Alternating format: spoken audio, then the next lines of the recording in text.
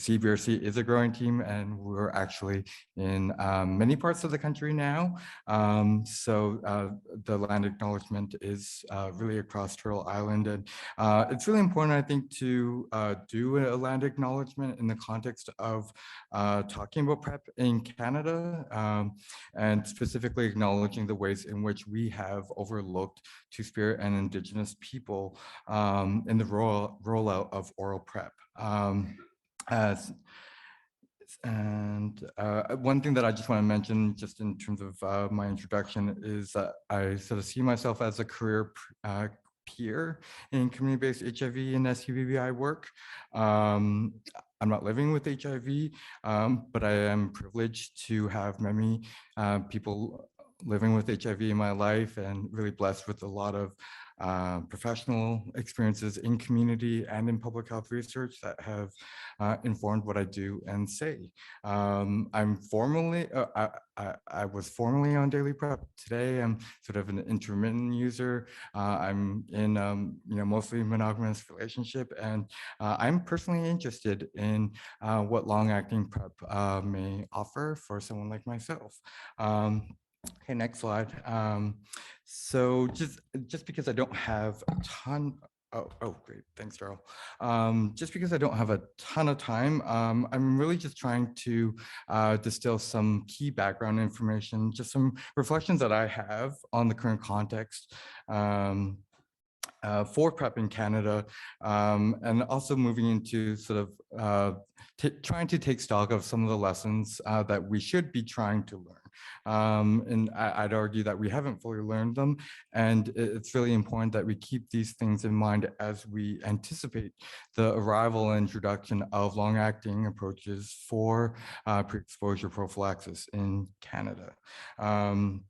And then lastly, I'm just going to try and focus on an introduction to the Future of PrEP is Now study, which Daryl mentioned in my intro. I'm really thrilled to say that it is finally, we're about to launch study recruitment after a very drawn out REB process that just took way too long across multiple institutions, St. Mike's and UBC and UVic most recently. So stay tuned. We're going to have more information on that soon. Okay, so there's certainly a lot to say about the rollout of oral PrEP in Canada, and I just wanted to contextualize where we're at this point. And so, thinking about PrEP awareness, knowledge, and uptake, I sort of categorize things into like the good, the bad, and the cringy. So I think oral PrEP is working well for the majority of people who have been engaged and retained into care. It's clearly having a positive impact on the lives of people who have been on PrEP, who've benefited from it. I mentioned earlier that we need to be looking beyond just public health, biological outcomes, and thinking about the lived experiences and the health and well-being of the people that are impacted by, the viruses and diseases that we are studying here. That kind of spans from, the benefits at the individual level, alleviating stress and anxiety about HIV, but also at the community level, addressing the serophobia and stigma that continues to really create divisions and stigma and discrimination towards people living with HIV. And I think PrEP has had an important effect in terms of disrupting that stigma and creating space for everyone who's impacted by HIV to be more engaged in these conversations. But of course, significant gaps remain, especially in the people and communities that are most impacted by HIV.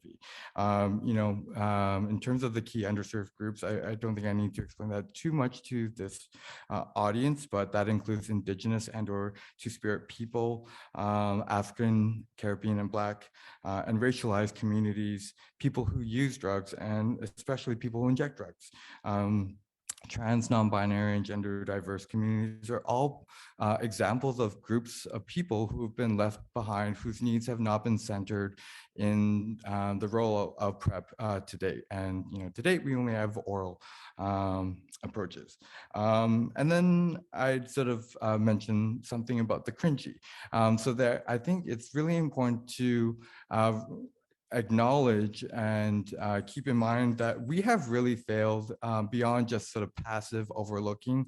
In some, respects, we have really just failed, not just in terms of implementation, but just, basic sort of coordination. And the example I'd give is around Indigenous PrEP uptake. So in 2018, in the Sex Now survey, we asked Indigenous respondents whether or not they knew about PrEP. And 76% of these respondents said that they knew about PrEP, but only 7.6% of them were actually enrolled. About 30% wanted to use it or wanted more information. 27% were unsure. But when we think about these groups of people, this gap, the sizable gap between people who knew about it, who had some knowledge and awareness, but were not actually accessing it because they, perhaps didn't know that they were actually covered with specifically in the context of First Nations and Inuit people, they've had access to Truvada for PrEP since 2016, but we did not do anything about it. We didn't actually mobilize that information and ensure that people who could have benefited were actually given that information. So I think just quickly, there's all kinds of gaps that we could talk about, awareness and knowledge gaps, recognizing that we have been a bit passive with regards to mobilizing knowledge, even beyond the low-hanging fruit of promoting it within established gay, bi, and queer spaces and networks, with really limited attention to access and diversity in how we promote PrEP. So, thinking about how we diversify beyond just, ensuring that our promotional materials have some non-white, models or representations, and thinking about how we actually go deeper into relationship, trust, and capacity building with the communities that are most impacted. Affordability, I think the key thing to say here is that we still don't have universal coverage even for oral PrEP, and that there are still too many folks that are experiencing barriers related to cost and affordability. If you don't have a good private health insurance plan and you're looking at copays and deductibles, that's a barrier even for oral PrEP. And as we think about the arrival of long-acting PrEP, a newer, fancier intervention, how are you going to make sure that it actually is accessible to the people that are currently not accessing it for a wide variety of issues? And I think the last gap that I just want to mention is just around acceptability and feasibility. And I think that that's like an important segue to this conversation around long-acting PrEP. We know that, PrEP only works when you take it. Simple enough on the surface, but it really does overlook many factors that influence adherence and our ability to take this medication as directed. We do need to think critically about who is experiencing challenges with adherence with their PrEP. I think we tend to have this sort of idea of, this irresponsible person whose life circumstances are so unstable and disorganized, and it makes it hard to consider that, taking pills can actually be really hard for a lot of different people. So this image is just taken, the screenshot is from one of our first webinars in preparation for the study, which I'll get into in a little bit. But this was an opportunity to, consider who was not, who wasn't on PrEP, who we weren't accessing. And as we sort of think about the arrival of cabotegravir for PrEP, how do we prioritize equity? And how do we, center underserved people and communities and address some of the implementation gaps that we know exist?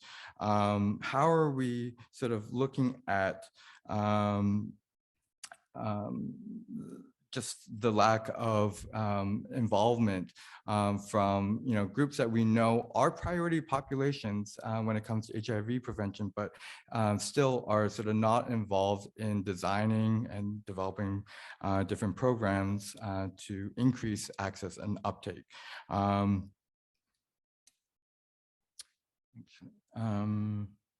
So before sort of getting into an overview of the objectives and methodology for the future of purpose now, I'll just sort of mention that I think now is a really important time for us to conduct a community-led formative study on how best to integrate long-acting PrEP into our overall sort of approach here, and take the opportunity to address some of the missteps, the failure to engage key subpopulations and communities, as well as the mistrust and inadequate knowledge mobilization, the inadequate demand creation. Despite the fact that we've had really conclusive, impressive data on how well PrEP works, we still have pretty modest uptake and willingness to use PrEP. And thinking about, now that we've had oral PrEP for, for this long, how are we going to sort of do better and make sure that we actually start getting information out now, given that, I think there's pretty low literacy and understanding around long-acting approaches in general. So, we don't actually have that much time before, these technologies become available. They're available in other countries, and it's only a matter of time before, the need to respond to, the mistakes and lessons that we should have been learning and actually, doing better. So I think just a few points around the study design. So this is a 2-year CIHR funded community-based research project funding. We're using a national mixed methods community leadership approach. I think it's important to sort of celebrate this fact. A lot of times traditional clinical public health research doesn't do a great job of engaging communities and prioritizing their input. And that's really important for us to be able to understand, their needs and priorities. And so, this is, I think, a bit of a unique sort of collaboration. The project is coordinated by CBRC with a lot of strong public health and academic institutional support, community partnerships to help extend, the networks and expertise that CBRC has. We're just, one organization that has the privilege of working with so many important community partners that together, collectively, we need to reach. So I'm getting a 1-minute warning. So I'm just going to try and breeze through the study objectives. So the first is really to understand the needs and preferences of those key underreached groups of two-spirit, gay, bi, queer men, and transgender women and non-binary people regarding future long-acting PrEP options. That includes, qualitatively exploring what the opinions are within the community about these, newer formulations of PrEP. And we're going to do that through focus groups with these community members. We also need to quantify the community preferences regarding long-acting PrEP and specifically, or get their input to tailor these models for delivering long-acting PrEP in the community. And so that's going to be done through a community survey with the nested discrete choice experiment. And to also project the future uptake of long-acting PrEP options.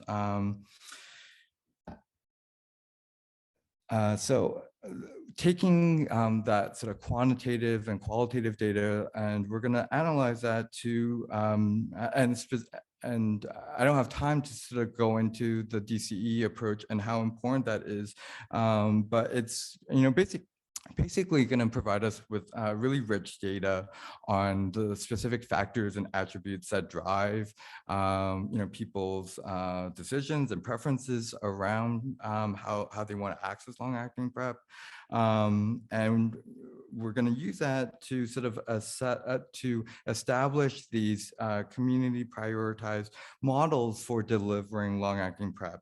And we need to assess the feasibility of these community prioritized and informed models by talking to what we're sort of referring to as community engaged health system stakeholders. And that can include everyone from healthcare providers, community-based organizations, a whole range of stakeholders that are sort of interfacing with our priority populations, and engaging them in modified Delphi approach to sort of determine and to get more specificity in terms of, will this work? What are how feasible are these, new innovative community-based models for delivering long-acting PrEP?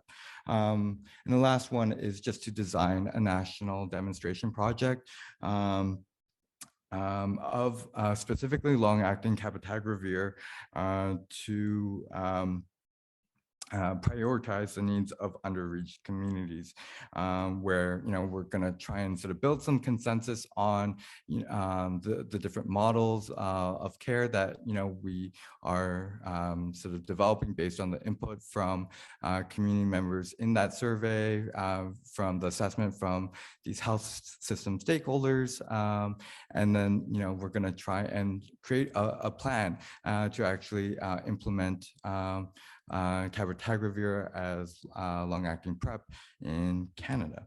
So I'm probably over time. I do need to acknowledge the really wonderful team, including some of the co-investigators in the room.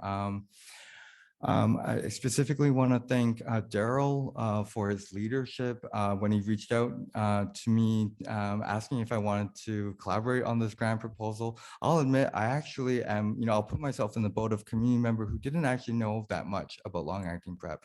And it's been through this partnership with Daryl that's given me personally a lot of knowledge and opportunity for CBRC to sort of work together to build this the beginnings of this program of research, and to work with so many amazing clinicians, scientists, community leaders, folks who have really important connections and insights into how we improve our relationships more proactively with underserved communities. So I do want to give a shout out to everyone on the study team, and specifically Daryl. There's not a lot of researchers like him who have such a strong commitment and interest in getting communities really meaningfully involved. So thanks.